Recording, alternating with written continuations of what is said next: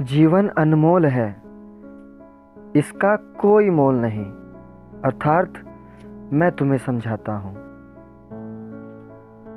एक बार महात्मा बुद्ध ने अपने शिष्यों को समझाते हुए एक कहानी सुनाई। एक बार एक राजा शिकार करने के लिए जंगल में जाता है और वह रास्ता भटक जाता है और वह रास्ते की तलाश में जंगल के बहुत अंदर तक चला जाता है।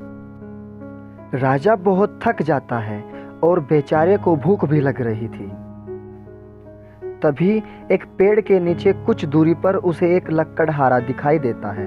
वह उसके पास पहुंचकर कहता है, हे भाई, क्या तुम्हारे पास कुछ खाने को है? मुझे बड़ी जोर से भूख लगी है। तभी लकड़हारा अपनी सूखी रोटियों में से एक रोटी राजा को दे देता है और नदी से पानी लेने के लिए चला जाता है। राजा पानी पीकर और वह सूखी रोटी खाकर उस लकड़हारे का शुक्रिया अदा करता है और उसे बताता है कि हे भाई, मैं यहीं पास का रहने वाला हूँ। मैं यहाँ शिकार के लिए आया था, किंतु रास्ता भटक गया और मैं एक राजा हूँ। तुमने मेरी भूख और प्यास को मिटाकर मुझ पर एक एहसान किया है।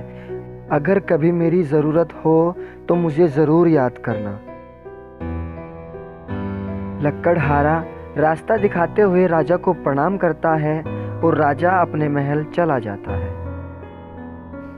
कुछ समय बीतता है और लकड़हारा जिस जंगल से लकड़ियाँ काटता था, उस जंगल की सारी लकड़ियाँ खत्म हो चुकी थी। वह बहुत परेशान था।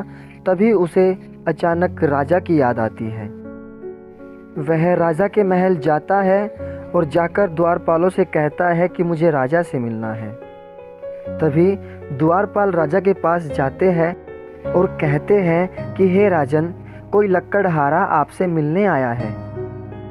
तभी राजा को स्मरण होता है कि मैंने एक लकड़हारे को कुछ वचन दिए थे। तभी राजा उस लकड़हारे से मिलता है और लकड़हारा उसे अपनी सारी समस्या बताता है कि हे राजन, मैं जिस जंगल से लकड़ियाँ काटकर कोयला बनाकर अपना घर चलाता था, उस जंगल की सारी लकड़ियाँ ख़त्म हो चुकी है। मुझे कोई ऐसा जंगल दीजिए जिससे मैं अपना घर चला सकूं, अपना गुजारा कर सकूं। तभी राजा मंत्रियों से बात कर एक चंदन के वृक्ष का जंगल उसे दे देता है और फिर लकड़हारा खुशी खुशी वहाँ से चला जाता है। कुछ समय बीतने के बाद राजा सोचता है कि अरे, अब तो उस लकड़हारे का जीवन ही बदल गया होगा। अब तो वह बहुत बड़ा आदमी बन गया होगा। चलो चल कर देखता हूँ। और वह अपने उस जंगल में पहुँचता है जो उसने उस लकड़हारे को दे दिया था। अरे, किंतु वह क्या देखता है, जो जंगल उसने उस लकड़हारे को दिया था, वहाँ अब एक भी वृक्ष नहीं है। तभी राजा को वह लकड़हारा सर पर हाथ रखे दिखाई देता है।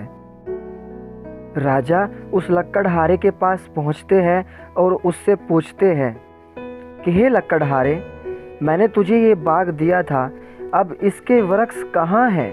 कहाँ गए वो सारे चंदन के पेड़? तो लकड़हारे ने कहा, हे राजन, मैं सारे वृक्ष का कोयला बनाकर बाजार में बेचता था और वह सारे वृक्ष खत्म हो गए। तभी राजन ने माथे पर हाथ मारा और कहा, हे भगवान, चंदन की लकड़ी के तूने कोयले बना दिए, कितना मूर्ख है तू। तभी राजा ने उस लकड़हारे को चंदन की कुछ लकड़ियां दी और कहा कि जाओ, इसको बाजार में बेचकर आओ। यह सुनकर लकड़हारा बाजार पहुंचा और दुकानदार से वह लकड़ी का भाव पूछने लगा। दुकानदार ने सोचा कि शायद इसको भाव नहीं पता, इससे ऐसे ही ठग लेता हूं। दुकानदार ने कहा कि ला ये लकड़ी, मैं तुझे 1 रुपया देता हूं। लकड़हारे ने चौंक कर कहा, 1 रुपया? दुकानदार ने सोचा कि शायद इसको भाव पता है, तभी तो इतना चौंक रहा है। फिर दुकानदार ने बोला कि चलो चलो, मैं इसके 3 रुपए देता हूँ। लकड़हारा फिर चौंका कि 3 रुपए।